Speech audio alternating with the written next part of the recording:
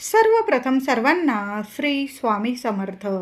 स्वामी महाराजांच्या कृपेने तुमच्या सर्व चांगल्या इच्छा पूर्ण होत ही स्वामींचरणी प्रार्थना करते आणि आजच्या व्हिडिओला सुरुवात करते. तर उद्या 3 मार्च 2025 सोमवार रोजी विनायक चतुर्थी आलेली आहे. महिन्यातून 2 चतुर्थी येत असतात.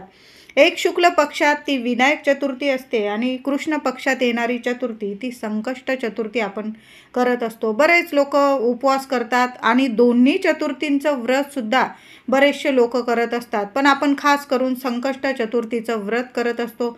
पण विनायक चतुर्थीला तुम्ही उपवास करा किंवा नका करू, पण काही सेवा जर आपण केल्या तर खरंच गणपती बाप्पांची भरभरून अखंड कृपा आपल्या संपूर्ण कुटुंबावर होते आणि लेकरा बाळांवर आपल्या कुटुंबावर येणारी संकट आपोआप गणपती बाप्पा अगदी वरच्या वर दूर करतात आणि आपल्यापर्यंत संकटांची झळसुद्धा येऊ देत नाही. म्हणून बघा, उद्या विनायक चतुर्थी आणि त्यात सोमवार आलेला आहे. शिवपुत्र आहे श्री गणेशा, गौरीपुत्र आहे श्री गणेशा. उद्या लवकर उठायचं आहे आणि आपल्याला आंघोळ वगैरे करून झाल्यानंतर शिव मंदिरात सुद्धा जायचं आहे. घरात गणपती बाप्पांची, आपल्या प्रत्येकाच्या घरात गणपती बाप्पांची मूर्ती असतेच, तर आपल्याला गाईच्या दुधाने अभिषेक घालायचा आहे.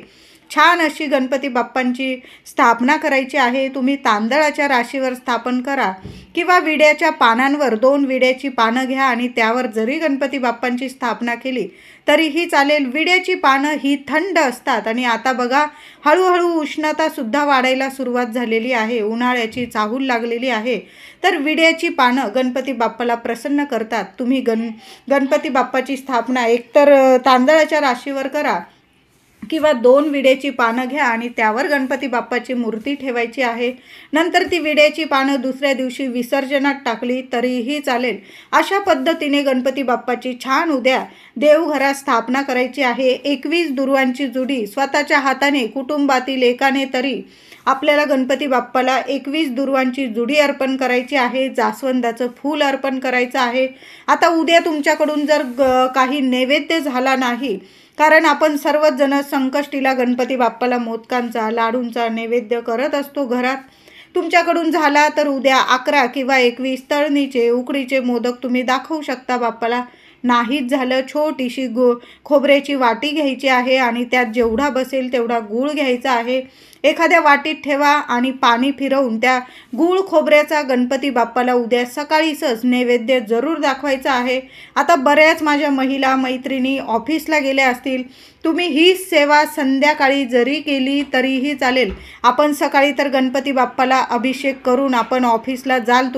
तुम्हाला घाई गडबड असेल, संध्याकाळी जरी गणपती बाप्पाची सेवा केली तरीही चालेल. 21 दुर्वांची जुडी, लाल जास्वंद, गूळ खोबऱ्याचा नैवेद्य, बस एवढीच सेवा गणपती बाप्पाला बघा इतकी प्रसन्न करते. आणि उद्या घरात कापूर आरती जमली तर नक्की करा.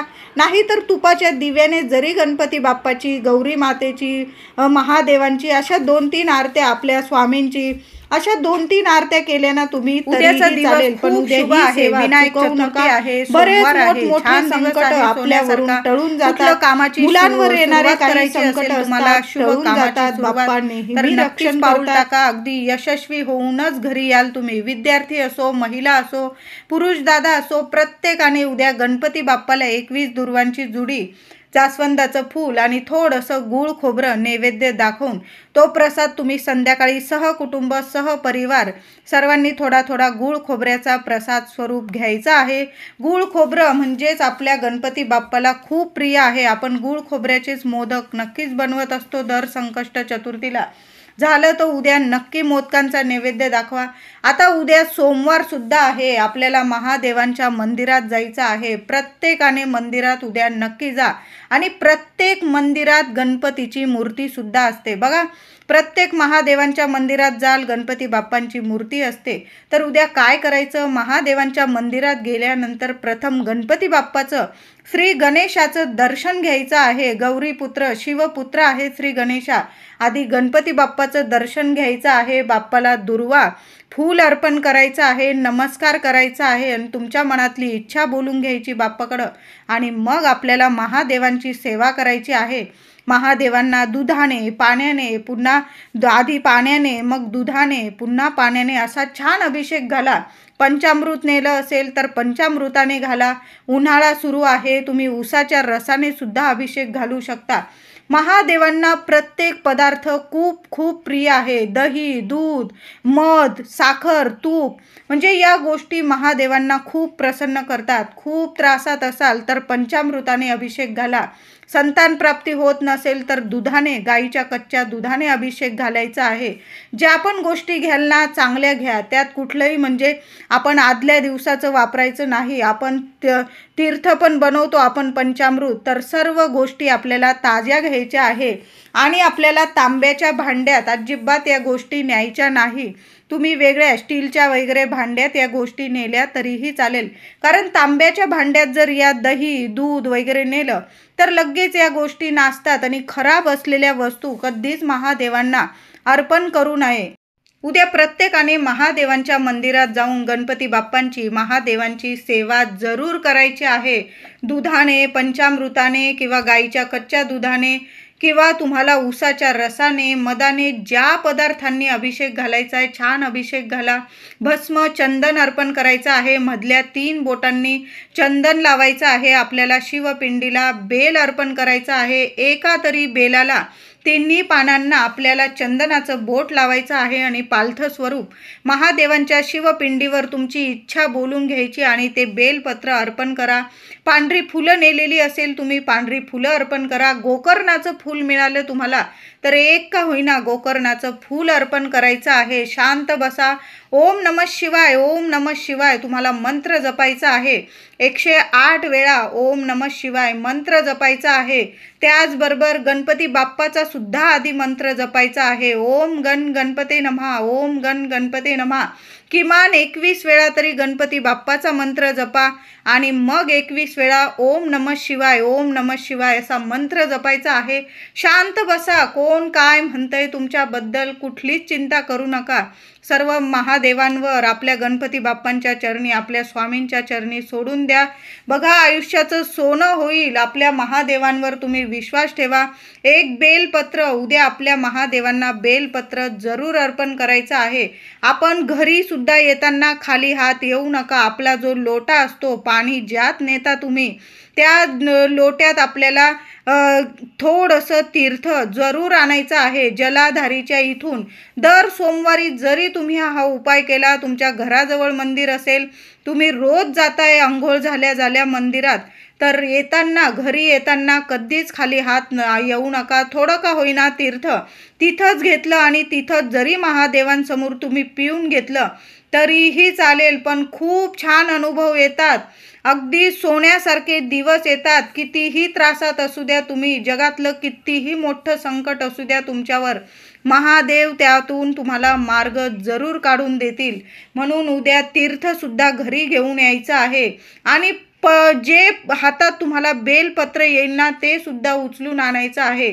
तुमची मुलं तापट स्वभावाची असेल, रागीट असतील, ऐकत नाही, त्यांची प्रगती थांबलेली असेल किंवा मोठी मुलं असतील, मुली असेल, त्यांच्या लग्नकार्यात अडथळे येत असतील किंवा कुठल्या महिलेला संतान प्राप्ती होत नसेल तर उद्या विनायक चतुर्थी आहे आणि त्यात सोमवार आलेला आहे. महादेवांची सेवा करून, महादेवांच्या शिवपिंडीवरून जे हातात बेलपत्र येईल ना ते घरी घेऊन यायचं आहे आणि त्या व्यक्तीला खायला द्यायचं आहे. तुम्ही त्रासात असाल, तुम्ही स्वतः खा. तुम्ही 2-3 बेलपत्र आणले आणि घरातल्या प्रत्येक व्यक्तीला दिले ना तरी चालेल. पण प्रत्येकाने दर सोमवारी तरी हा उपाय जरूर करायचा आहे. एक का होईना महादेवांना अर्पण केलेलं बेलपत्र स्वतः चावून खायचं आणि थोडंसं तीर्थसुद्धा प्यायचं आहे. आणि थोडं तीर्थ उरलं तर आपल्या घरात सुद्धा शिंपडून द्यायचं आहे.